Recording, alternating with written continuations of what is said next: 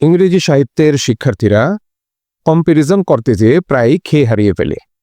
অর্থাৎ যে কম্প্যারিজনটা সাহিত্যে ব্যবহার করা হয়েছে সেটি সিমিলি হবে, মেটাফর হবে নাকি কনসিট হবে, গোলমাল লাগিয়ে ফেলে। তো সেই বিষয়টা আমরা আজকে ক্লিয়ার করব। এখানে আমরা প্রথমে যে বিষয়টি দেখতে পাচ্ছি যে সিমিলি কখন হয়, মেটাফর কখন হয় এবং কনসিট কখন হবে। এখানে দেখতে পাচ্ছি যে সিমিলি তখনই হবে যদি সেই কম্পেয়ারটা করতে যেয়ে এই জাতীয় শব্দগুলি ব্যবহার করা হয়, যেমন লাইক, অ্যাজ অথবা অ্যাজ ইফ। এই জাতীয় শব্দগুলি যখন ব্যবহার করবে কম্প্যারিজন করার ক্ষেত্রে সেটি হবে সিমিলি। মেটাফরের ক্ষেত্রে এই জাতীয় শব্দগুলি ব্যবহার হবে না। আর কনসিট কখন হবে? এই যে কনসিট, সেটা এখানে লেখা আছে can be both simile or metaphor. অর্থাৎ কনসিট কখনো সিমিলি হবে, কখনো মেটাফর হবে। তাহলে পার্থক্যটা কোথায়? পার্থক্যটা হচ্ছে এখানে বলা হয়েছে but compared with surprising, unusual or farfetched things.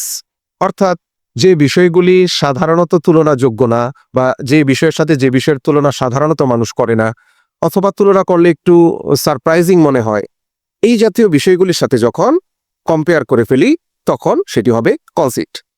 এক্সাম্পলের বিষয়টি আরেকটু ক্লিয়ার হবে।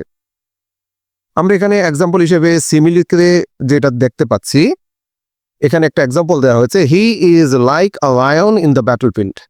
অর্থাৎ সে সিংহের মতো, যুদ্ধক্ষেত্রে সে সিংহের মতো। এই যে এখানে হি এর সাথে লায়নের একটা তুলনা হয়েছে, সেখানে যে শব্দটি ব্যবহৃত হয়েছে সেটি হচ্ছে লাইক। অর্থাৎ লাইক এই শব্দটির সহযোগিতায় এখানে কম্প্যারিজনটা হয়েছে, এই জন্য হচ্ছে এটা সিমিলি। কারণ আমাদের উপরের যে অংশ আছে সেখানে আমরা দেখতে পাচ্ছি সিমিলি কখন হবে, যদি লাইক, অ্যাজ অথবা অ্যাজ ইফ এই জাতীয় শব্দগুলি তুলনার ক্ষেত্রে ব্যবহার করা হয়। বিষয়টি আরেকটু ক্লিয়ার হবে যদি আমরা মেটাফরের দিকে লক্ষ্য করি। মেটাফরের যে এক্সাম্পল আছে সেখানে আমরা দেখতে পাচ্ছি এখানে বলা হয়েছে he is a lion in the battlefield. এখানে আমরা দেখতে পাচ্ছি যে লাইক, অ্যাজ ইফ এই জাতীয় কোনো শব্দ কিন্তু ব্যবহার করা হয়নি।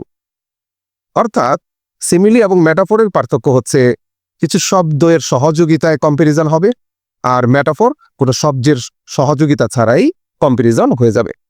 এখানে আমরা এক্সাম্পলে যেটা দেখতে পাচ্ছি।